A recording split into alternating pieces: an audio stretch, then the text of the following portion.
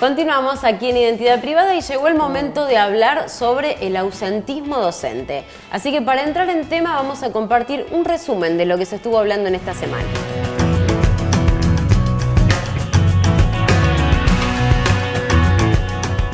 El nivel de ausentismo es realmente inmenso, ¿no? Estamos hablando de un porcentaje muy alto. Son 10 millones de días de licencia por año. ¿Cuánto le representa en dinero al Estado eso?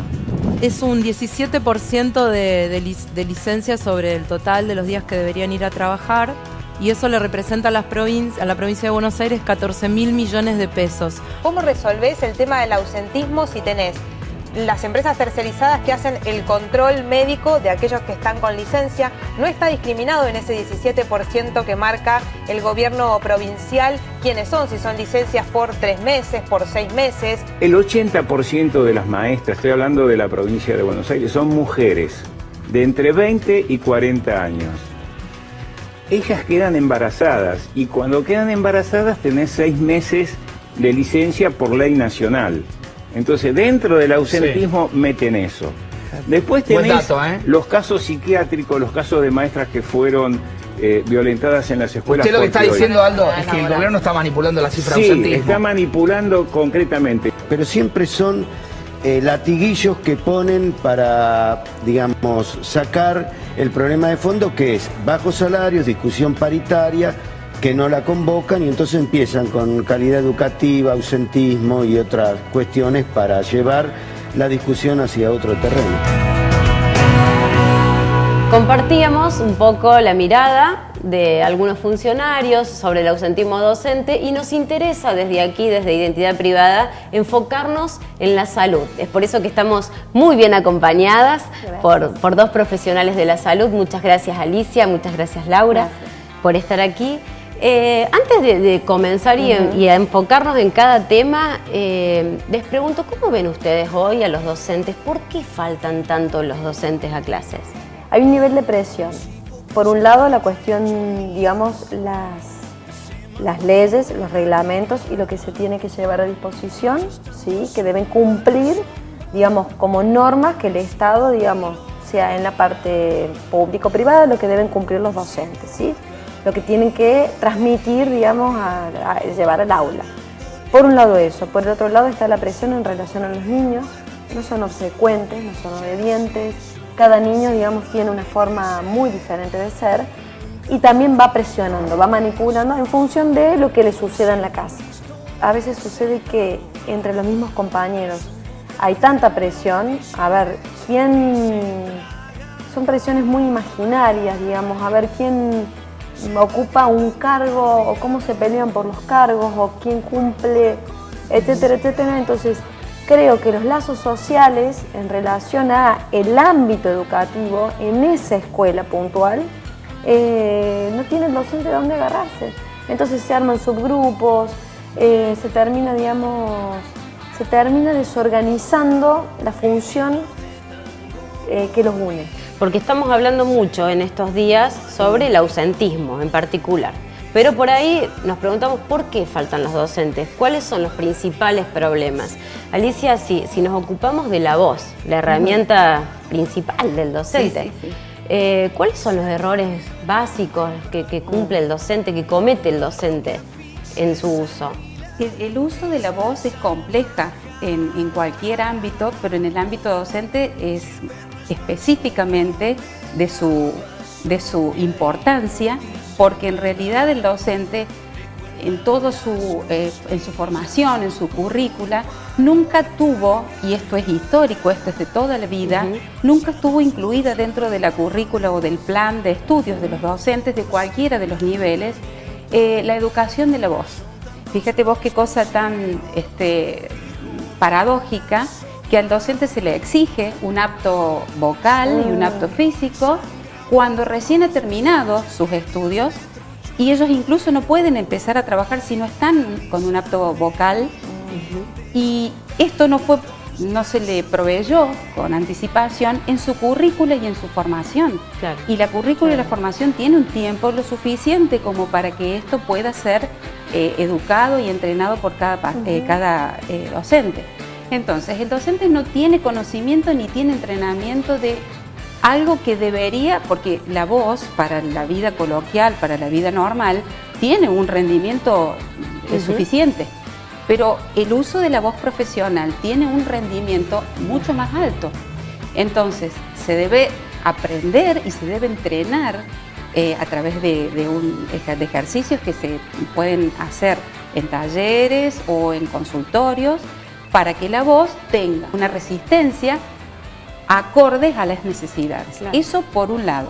Y por el otro, como decía Laura, estas presiones psicológicas y demás también aportan su parte porque la voz es el reflejo de las emociones. Entonces, si una persona está sometido a un rigor emocional importante o a un estrés importante, eso también se traduce en la voz. Y entonces la persona, cuando tiene que usar su voz, aún incluso teniendo entrenamiento, va a estar afectada por esta cuestión de la que nadie se ocupa, ni antes, ni durante, ni después. Laura, vos recién decías que tenés pacientes con carpetas psiquiátricas. También se está hablando mucho en estos días sobre esto.